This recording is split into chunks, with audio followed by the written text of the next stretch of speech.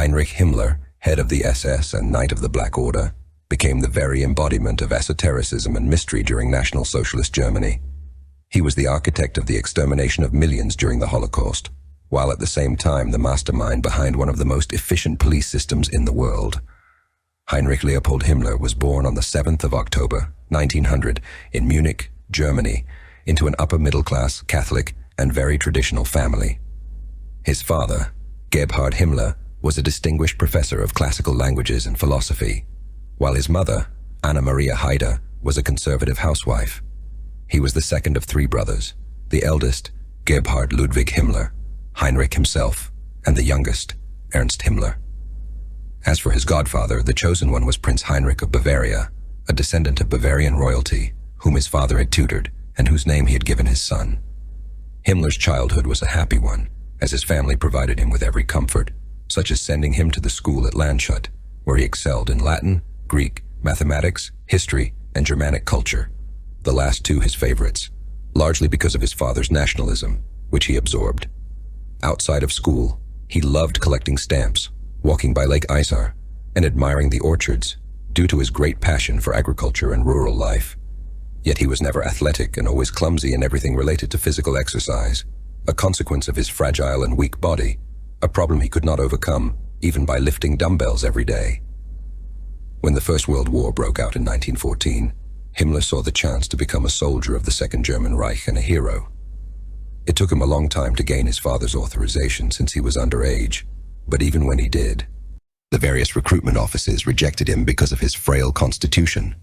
This deeply affected him, as he longed to avenge the death of his godfather, Prince Heinrich of Bavaria, who had been killed in combat. Eventually, it was the 1st Bavarian Infantry Regiment that admitted him into its ranks after numerous failed attempts to enlist.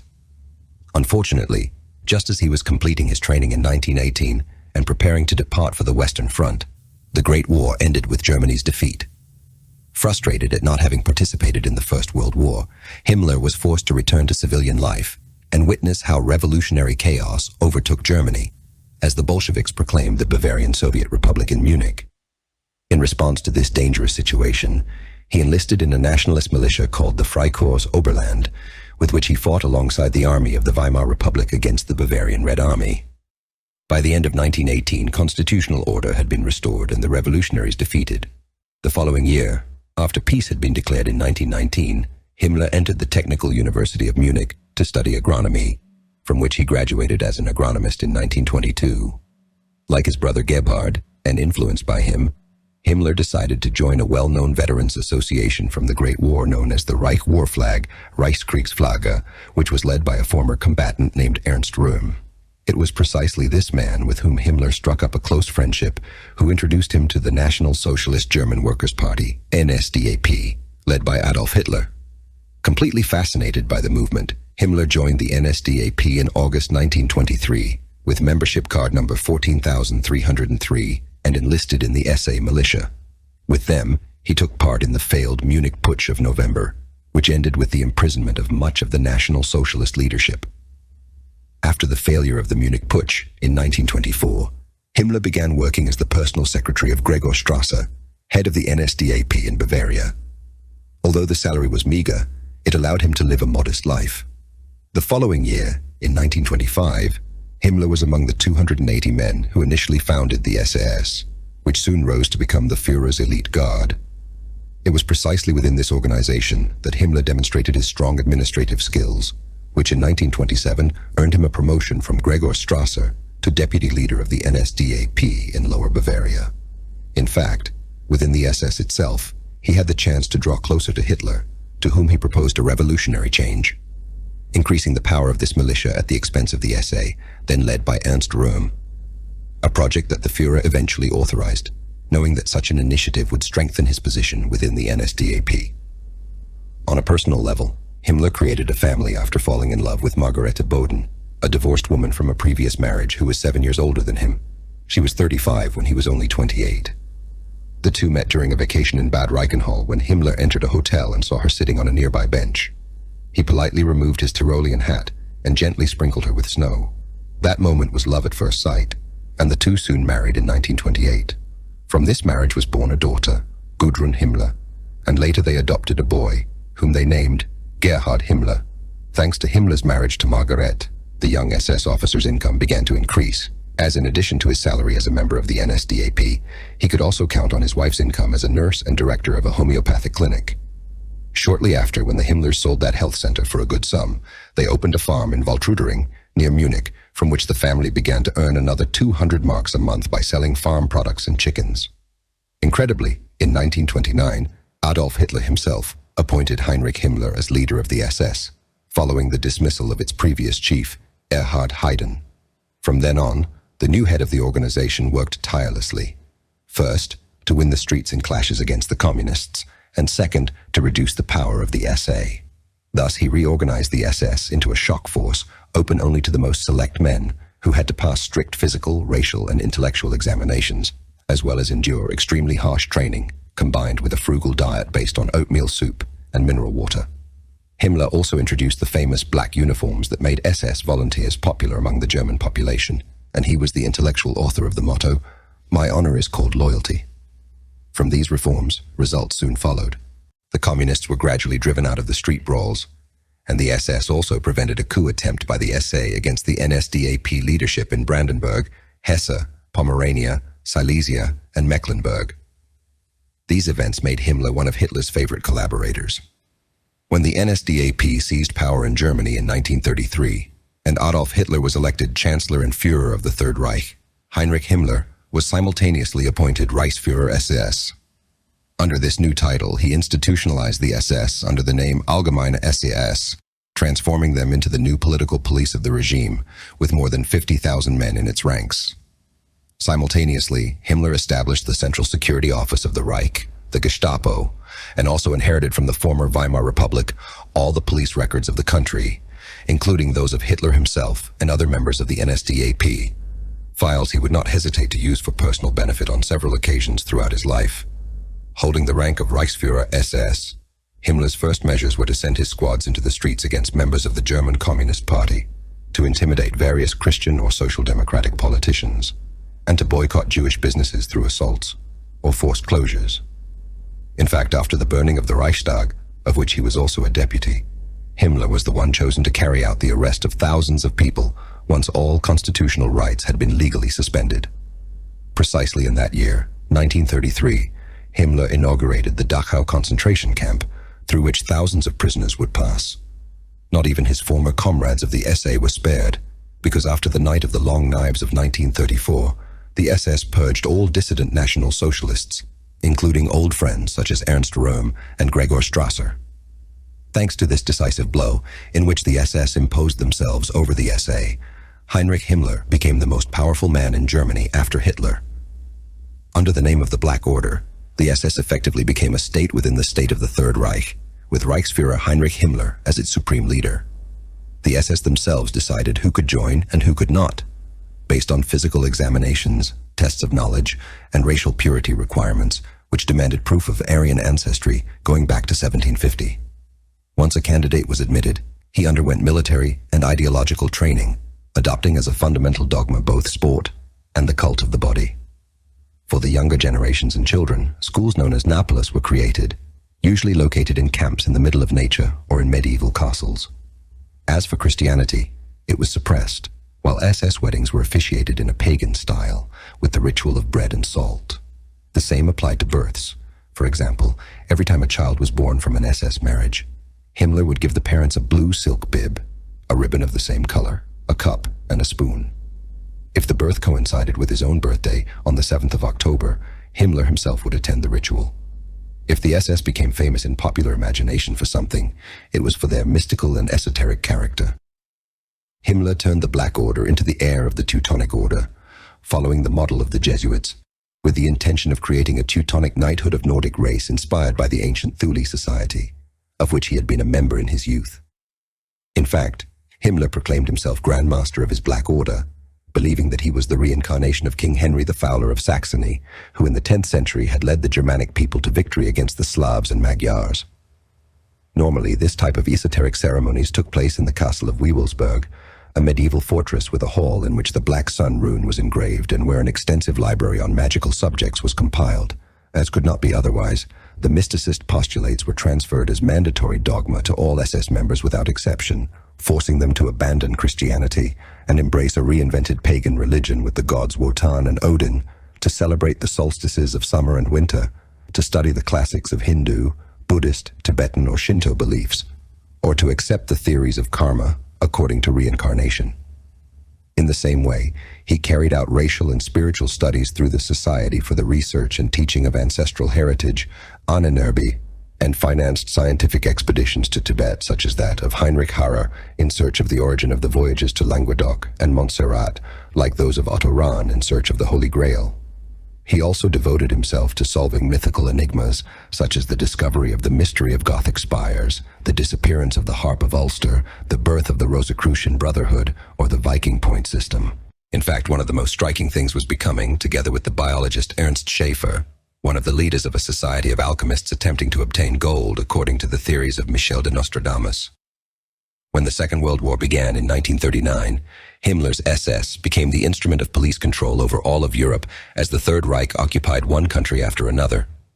Thus, between 1938 and 1941, the Reichsführer came to be responsible for security and punitive actions over Austria, Czechoslovakia, Poland, Norway, Denmark, Belgium, the Netherlands, Luxembourg, France, Greece, Yugoslavia, Lithuania, Latvia, Estonia, Ukraine, Belarus, and Western Russia. He was also in charge of repopulation in the eastern territories of Warthegau, Silesia, or Posen, and of Germanization through German settlers after the forced expulsion of Polish minorities. Another of his functions was the design of a model for the SS based on the Wehrburgen, consisting of the construction of a series of medieval castles over the Russian Lebensraum, whose lifestyle was to be centered on the rejection of technology, mastery of horses as riders once did, and a diet focused on cheese, milk, and meat. During the Second World War, Reichsführer Heinrich Himmler became the moral author and executor of the Holocaust through the SS and his closest collaborators, embodied by Reinhard Heydrich and after his death by Adolf Eichmann. The first measures taken by Himmler were to isolate the Jews in enclosures such as the Warsaw Ghetto, or in reserves such as Lublin, mostly in Poland, which claimed a great number of victims due to disease and starvation. Afterwards, a series of compounds was opened to house Polish political prisoners, mostly captured Soviet and Yugoslav soldiers, but also British, American, French, Roma, Christian militants, Spanish Republicans, homosexuals, or Jehovah's Witnesses, who were turned into slaves to serve as labor for the military industry, just as they did working relentlessly in the concentration camps of Mauthausen, Buchenwald, Bergen-Belsen, Ravensbrück, Theresienstadt, Neuengamme, Sachsenhausen, Dora-Mittelbau, Hinzert, Stutthof, Gross-Rosen, Amersfoort, and others. Shortly after, when the invasion of the Soviet Union took place in 1941, Himmler encouraged the local populations of Lithuanians, Latvians, Belarusians, and Ukrainians to kill their own Jewish neighbors in pogroms such as those of Białystok, Vilnius, Kaunas, and others, in addition to deploying over Russia extermination squads baptized as Einsatzkommandos, charged with eradicating Jewish inhabitants from the Lebensraum. These claimed the lives of more than 1 million people through mass shootings and massacres such as those of Babi Yar, Vinnytsia, Ponary, and Rumbula. However, the most extreme step took place in 1942 after Himmler authorized the final solution, consisting of the complete destruction of European Jews.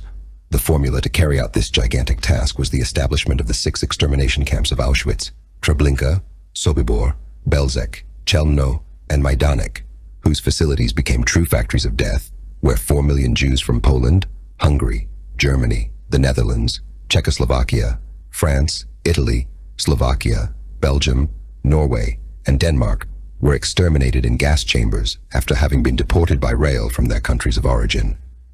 Another of the functions for which Himmler became infamous during the Second World War was the creation of the Waffen-SS, a military branch of the SS that became the first international army in the world. Curiously, and despite the fact that at first Himmler promoted the project to compete with the German army, the Wehrmacht, through a series of elite units such as the 1st SS Panzer Division, Leibstandarte Adolf Hitler, the 2nd SS Panzer Division des Reich, the 3rd SS Panzer Division Totenkopf, the 4th SS Police Division Polizei, and the 5th SS Panzer Division Viking. The Waffen-SS was soon expanded with Nordic volunteers from the Norwegian SS Grenadier Regiment Norge and the Danish SS Grenadier Regiment, the Finnish SS Mountain Battalion Finishes, the 3rd SS Grenadier Company Schwedische, the 23rd and 34th SS Grenadier Divisions Nederland and Landstorm Nederland, the 27th SS Grenadier Division Langemark of Flemish Belgians, or a mix of Scandinavians in the 6th SS Mountain Division Nord and the 1st SS Grenadier Division Nordland, not counting the ethnic German minorities from other nations such as the 7th SS Mountain Division, Prince Eugen formed in Yugoslavia, and the 31st SS Grenadier Division Böhmen Mähren in Czechoslovakia. Other unusual units also emerged, such as the SS Panzer Division Hitler Jugend, made up of underage members of the Hitler Youth, the 18th SS Grenadier Division Horst Wessel with affiliates from the SA, and the 38th SS Grenadier Division Nibelungen with cadets from the military school of Bad Tölz. Alongside these were more standard divisions such as the 8th SS Cavalry Division Florian Geyer, the 9th and 10th SS Panzer Divisions Hohenstaufen and Frundsberg, and the 162nd SS Grenadier Divisions Reichsführer Götz von Berlichingen and Janus.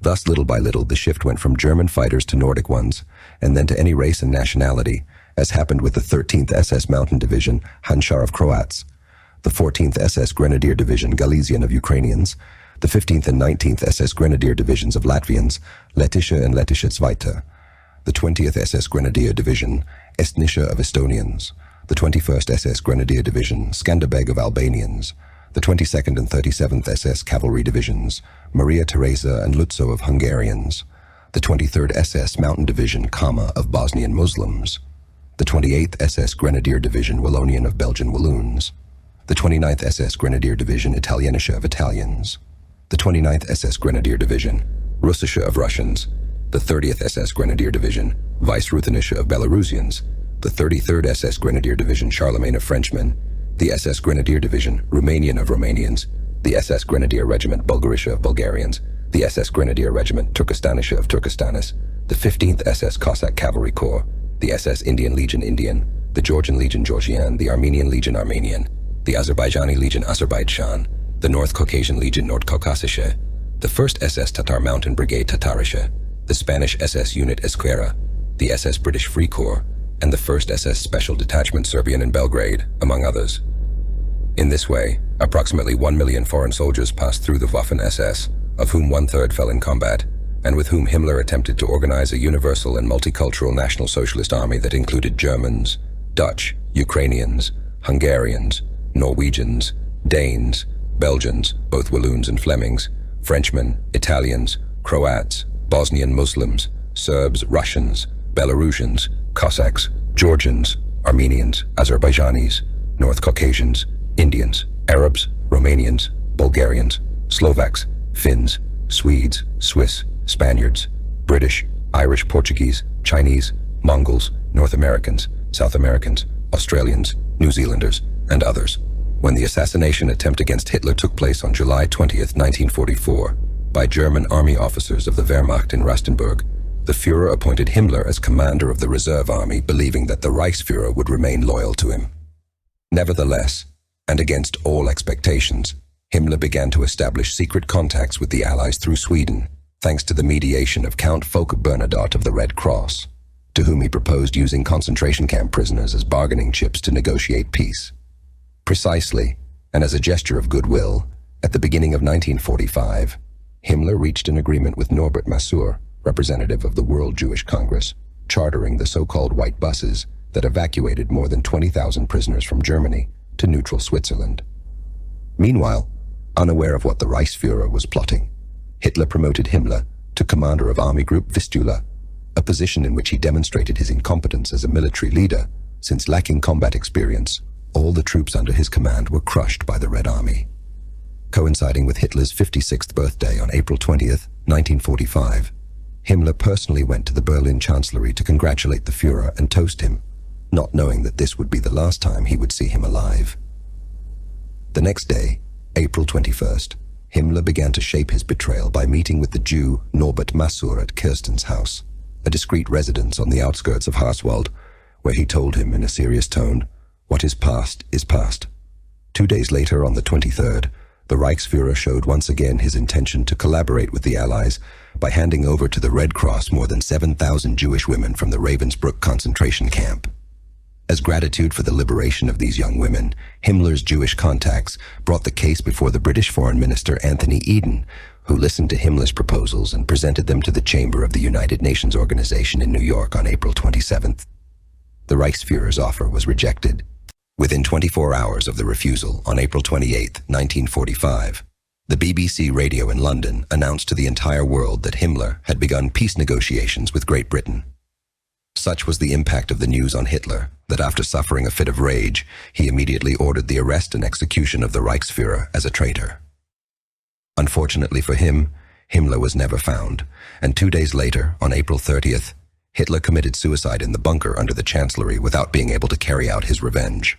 Immediately after Hitler's death, the Third Reich established the Flensburg government under Admiral Karl Dönitz, who rejected the offer from Himmler and another 150 SS followers to continue at the head of the organization after having presented themselves at the port of Lübeck for such a purpose. Although for a few days the Reichsführer tried to change Dönitz's mind, the admiral politely declined the help and thanked him for his services before dissolving the SS and initiating surrender negotiations with the Allies. Faced with this refusal, and unable to exercise any power in Flensburg, Himmler planned his escape under the false name of Heinrich Himmler, a supposed sergeant of the Wehrmacht. Himmler marched toward Western Germany to surrender to the Allies and avoid falling into the hands of the Red Army. To that end, he shaved off his mustache and placed a bandage on his head to appear as if he were wounded. Finally, his capture took place at 2 o'clock in the afternoon on May 21st, 1945, in Neustadt, specifically after surrendering to the troops of the British Second Army, who guarded the Bremerbrücke Bridge between the town of Minden, which interconnected Hamburg with Bremerhaven. Curiously, and without being recognized at any point by the English soldiers, the false Heinrich Himmler was interned in the prisoner camp of Lüneburg and lodged in Section 31. Only 2 days after his captivity, on May 23, 1945, Himmler was recognized by the British Army troops. The man responsible for the discovery was Captain Tom Sylvester, who searched his body thoroughly to prevent him from poisoning himself with a hidden substance. Since the English found nothing concealed on him, they allowed him to dress and have dinner at 8 o'clock. However, still distrustful, they decided to carry out another, more advanced inspection that same night, this time directed by Sergeant Major Edwin Austin.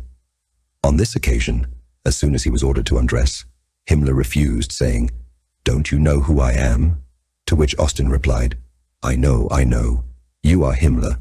I recognized you immediately. Now undress." The Reichsführer obeyed without resistance until the interrogators attempted to open his jaw after glimpsing a small object on the right side of his lower molar. It was then that Himmler quickly twisted his neck and swallowed a potassium cyanide capsule he had hidden in his mouth. The English immediately lunged to stop him, but it was too late. Himmler began to suffer spasms and convulsions from the effect of the poison. A doctor rushed in and attempted to save his life by performing a stomach wash and applying artificial respiration. Sadly, it was too late, and after terrible pain, at midnight, the doctor certified that Heinrich Himmler was dead. The death of the Reichsführer of the SS left the Western Allies stunned, as they had planned to bring him to trial to answer for his crimes before justice. Evidently, faced with his unexpected end, they had to settle for wrapping his body in a military blanket and burying it in an unknown location in the Lüneburg forest. Thus disappeared a man who had designed one of the largest police systems in Europe, who had tried to resurrect old mythological legends around the Black Order, had driven the creation of a multinational army with the Waffen-SS, and who had murdered millions of people through one of the most terrible extermination programs.